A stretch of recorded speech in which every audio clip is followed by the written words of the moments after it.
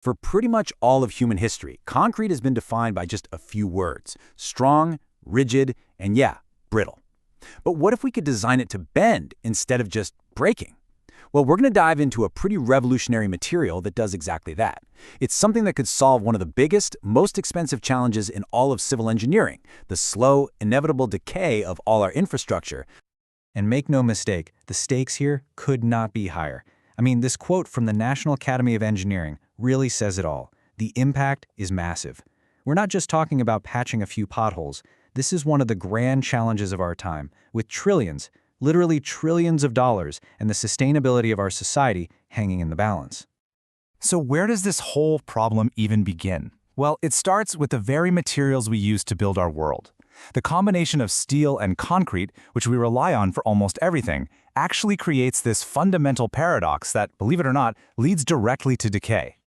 And here's the basic trade-off, right? Concrete on its own is amazing in compression, but it cracks super easily if you try to pull it apart. So what do? We add steel rebar to handle that tension. But in doing that, we introduce a fatal flaw. You see those cracks that are gonna happen no matter what? They become little superhighways for water and de-icing salts, and that kicks off a corrosive chain reaction that just destroys the structure from the inside out. And this slide really lays out that chain reaction perfectly. It all starts with a simple crack. Then, corrosive stuff gets in. The steel starts to rust. But here's the real kicker. That rust, the iron oxide, it actually takes up more space than the original steel. This expansion creates this immense pressure from the inside, and eventually, the concrete cover just breaks right off. That's what we call spalling. And once that happens, it's game over. The corrosion goes into overdrive, and the structure's integrity is seriously compromised. Okay, so how in the world do we fix this? Well, say hello to Engineered Cementitious Composites, or ECC for short. Now, this is not just a stronger concrete. It's a whole different kind of material. It's designed from the ground up with something called intrinsic crack control. Basically, it's engineered to manage damage at the material level itself. Now, to really get why ECC is such a game changer, we kind of have to redefine what we mean by durability. For those of you in material science, you know this already. Testing a pristine sample in a lab doesn't really tell you the whole story. Real structural durability means a material can handle all those environmental attacks while it's being stretched, bent, and squished in a real-world structure. So, this brings us to a crucial point. It all comes down to this number, 100 micrometers.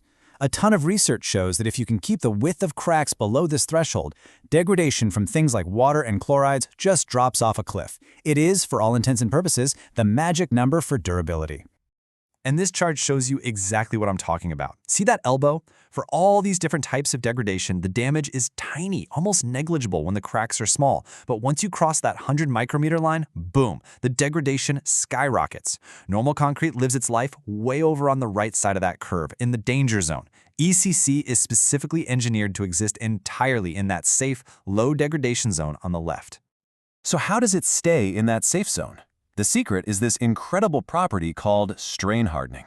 When you pull on a piece of regular concrete, it forms one big crack and fails.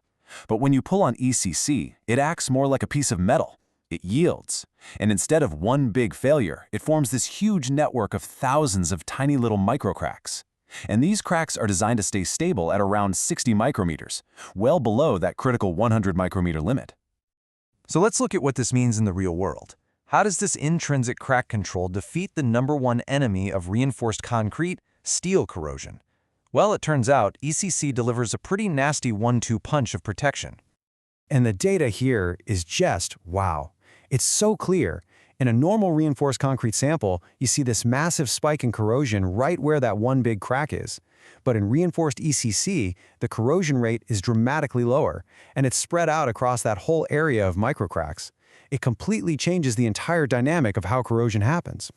So here's that double defense. First up, level 1, it controls what gets in. Those tiny microcracks don't just slow down the bad stuff, they actually change the electrochemical process from a really aggressive, focused attack to a much slower, more distributed kind of corrosion. Then there's level 2. Even if a little bit of corrosion does start, ECC's amazing ductility just accommodates that expansion from the rust, which prevents the concrete cover from ever spalling off. Now, this tight crack control gives you resilience against way more than just corrosion. let's take a look at how ECC holds up against some of the other really harsh environmental attacks that just plague our infrastructure. Okay, so a huge question for any structure that's supposed to hold water or for any foundation is permeability, right? How well does it stop water from getting through? Just how much better is ECC at stopping water from flowing through its cracks? The answer is, honestly, it's almost unbelievable. When it's under load, cracked mortar can be 7 orders of magnitude more permeable than cracked ECC. That's not double or triple. That's millions of times more permeable. In fact, cracked ECC is so watertight that it behaves almost exactly like uncracked concrete. It basically keeps itself sealed even after it's been stretched out. And what about cold climates? In freeze-thaw tests, the normal concrete samples just completely fell apart after about 110 cycles. The ECC specimens, they survived over 300 cycles with absolutely no degradation. And here's the part that's truly remarkable. This ECC did this without any of the special air and training admixtures you normally have to add to protect concrete from frost damage. So when you start to put all of these properties together, the implications are just profound. This isn't just about making a better material. It's inviting us to completely rethink how we design for durability in the first place, moving the focus away from the structure and onto the material itself. Now, I know what some of you familiar with cement-based materials might be thinking. ECC has more cement and no big aggregates, so doesn't that mean it has a higher potential for drawing shrinkage, which causes its own cracks? And you know what? That is a totally fair question, and the answer reveals one of ECC's most powerful secrets. And here's the big reveal. For normal concrete, crack width is a structural property. It actually scales with the size of the structure. A bigger beam can lead to a bigger crack. But for ECC, crack width is an intrinsic material property, just like its density. It doesn't care how big the structure is. So even though the potential for shrinkage might be higher, the cracks that form are always tiny and controlled no matter the scale. This leads us to a really revolutionary conclusion. Think about it. We add steel to concrete to control crack widths and improve durability. But that very same steel becomes the source of the corrosion that ultimately destroys the durability. It's a paradox. Well, by making crack width control a built-in feature of the material itself, ECC completely resolves this dilemma. You just don't need the steel for that job anymore. And so that really leaves us with this final thought. If our main tool for controlling cracks is now built right into the material itself, and it doesn't depend on steel or how big the structure is, what does that unlock? It completely opens up a new way of thinking, a new paradigm for how we can design the resilient, sustainable, and truly long-lasting infrastructure that the future is going to demand.